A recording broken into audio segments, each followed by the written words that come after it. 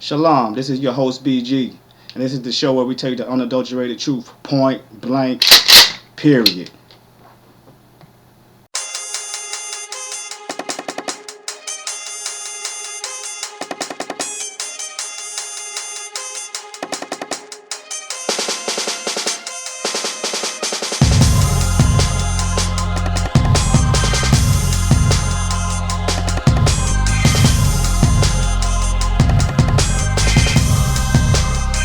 Welcome to this edition of Point Blank Period, where we tell the truth, the unadulterated truth.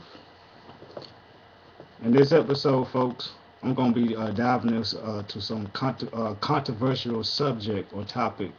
I'm going to be talking about Easter. Now, Easter was today. Um, I did do a video of this earlier today, but for some reason it didn't record. So this is round two in talking about Easter. But when I was growing up, and many people growing up in the Christian religion, um, they, as a child, they experienced joy with Easter. You got to decorate the Easter eggs. You got to watch the little Easter shows on TV. You go to sleep and you wake up and you got all types of candies in your Easter basket and everything. But then you go to Sunday service. And they talk about the resurrection story of the Messiah, and that's basically what it is. But I'm not trying to be the bearer of bad news. I'm just trying to enlighten people and open people's eyes to the truth about Easter. All right. Now, the truth about Easter is that it is a pagan holiday. All right. It is a tradition of man. All right. So I'm gonna go over the historical aspects of Easter, and I'm gonna go over the biblical aspects of Easter. Easter uh, basically started back in the Babylonian times. They did the painted eggs and the egg hunts and the Sunday services and everything that we basically do today for the holiday. They did back then, except they was honoring a pagan deity. All right, but in 19, no, excuse me, in 325 A.D. All right. Roman Emperor Constantine called the Council of Nicaea, and they approved that Easter would be celebrated on Sunday for all Christians. All right. The reason he did that is the same reason why he uh, d- did Christmas. You know what I'm saying? Did combine Saturnale and Christmas together. All right, to unite his nation. So in order to unite his nation, he became a Christian, combined these customs together. So he combined this pagan um, holiday of Easter with Passover and then put it on a Sunday. All right. So it was never prescribed by the Bible. All right. And it even says in the 11th edition of the Encyclopedia Britannica that Easter slowly replaced Passover in 325 A.D.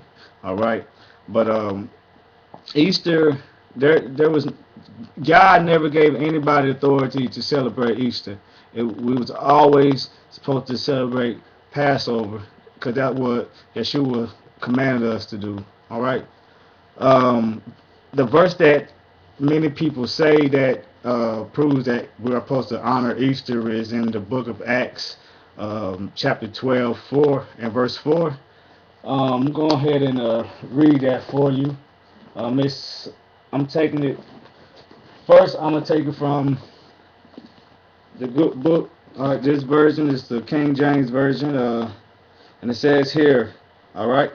And when he had apprehended him, all right, he put him in prison and delivered him to full quarter unions of soldiers to keep him, intending after Easter to bring him forth to the people. All right.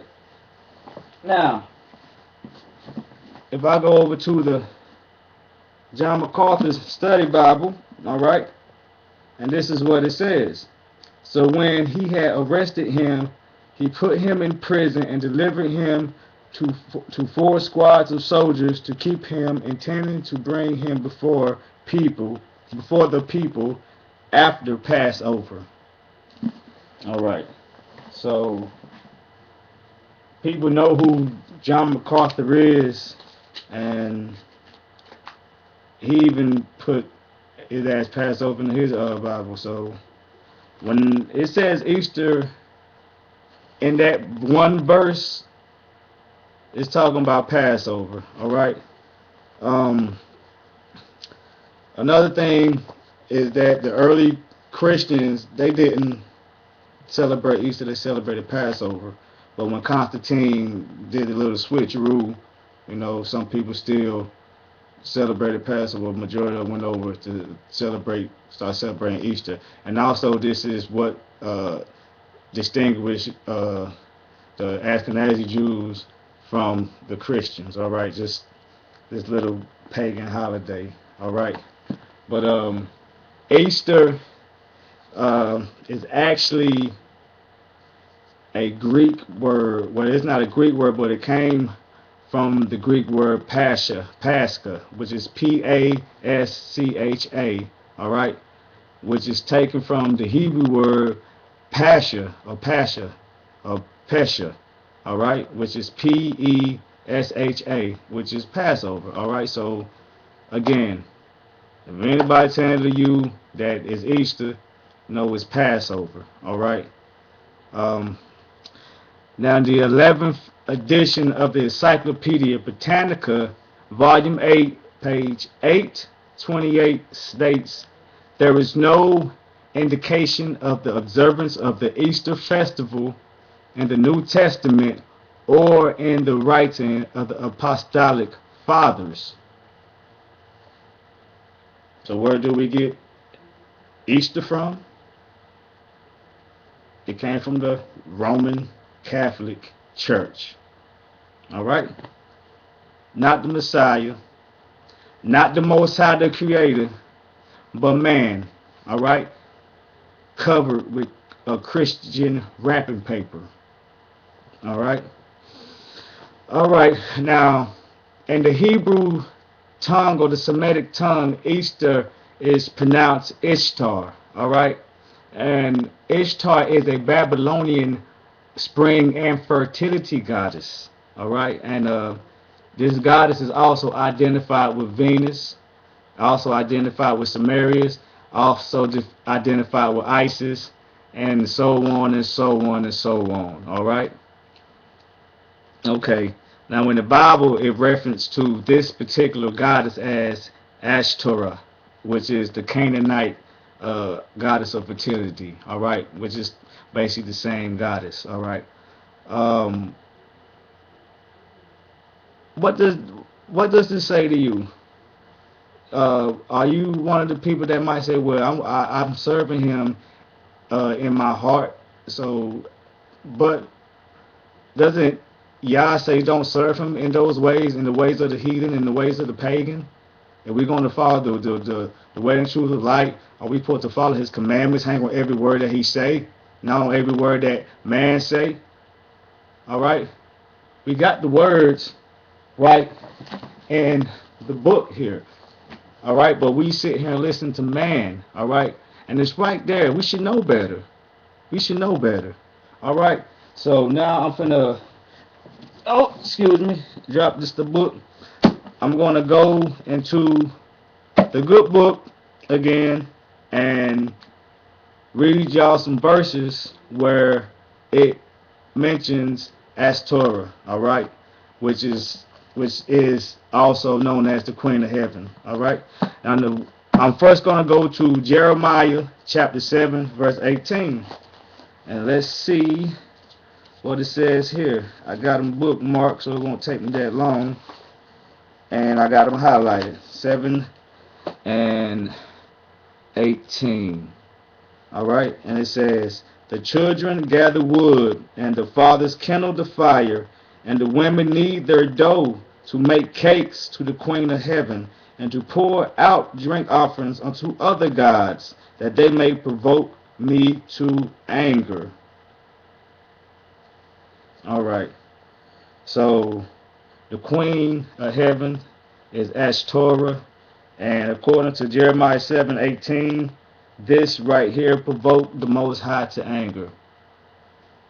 What do you think we're doing right now, celebrating this pagan holiday, this tradition of man, and not honoring Passover and the week of the Feast of Unleavened Bread? I don't know.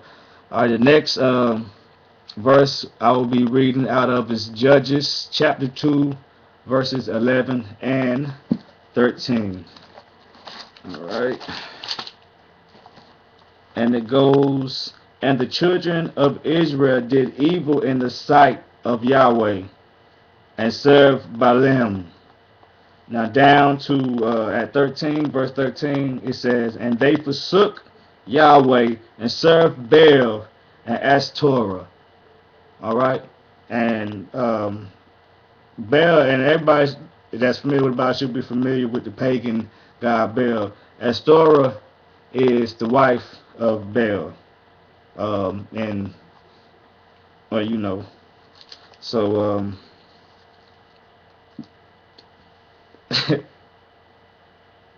this has been going on. This has been going on. But see, this is what happened when we lack knowledge, right?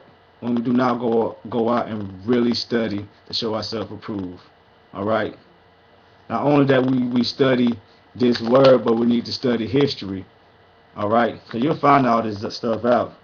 All right. The next one is 1 Samuel chapter 7, verse 3 through 4.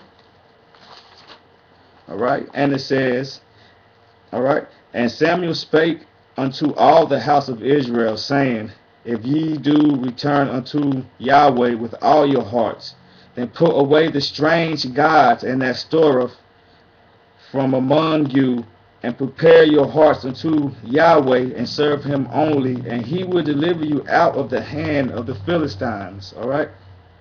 Then the children of Israel did put away Balaam and Ashtoreth, and serve Yahweh only. Put it away. Put this pagan holiday away and serve the Most High only. All right. Honor the holy days. All right. All of them. Honor them.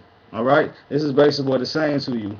He tell you to stop serving them. We need to stop serving them. All right. I know Easter was fun and good times. We had good memories of them.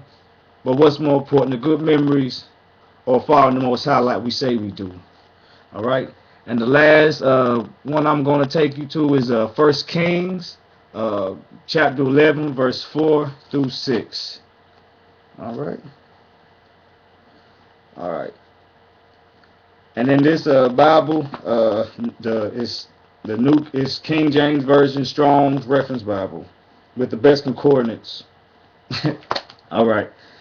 And the subtitle right above this says, the worship of idols. All right. All right. For it came to pass when Solomon was old that his wives turned away his heart after other gods, and his heart was not perfect with Yah his Elohim, and was the heart of David his father. For Solomon went after Ashtoreth, the goddess of the Zidonians, and after Milcom, the abomination of the Ammonites. All right. And Solomon did evil in the sight of Yahweh, and went not fully after Yahweh, as did David his father. All right. So right there, even the wise old King Solomon fell for worshiping Esther, Easter, Ashtoreth, Ishtar, Samarius. I mean, come on, people, man. We have to use our common sense, and we have to use our brain. All right. And another thing, why do we lie to our kids? Again, we're supposed to be celebrating the resurrection of the Messiah on so-called Easter.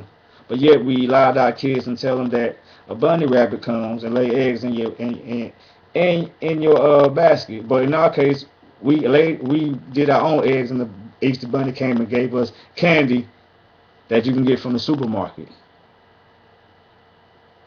All right, but then after we get the candy that the lie was told by the Easter bunny brought it, we goes to church. It doesn't make any sense. All right. Easter eggs, Easter bunny, they was a part of ancient fertility rite ceremonies that's added into it. It has nothing biblical with it. We should take it out. It is an abomination. We shouldn't celebrate it. All right.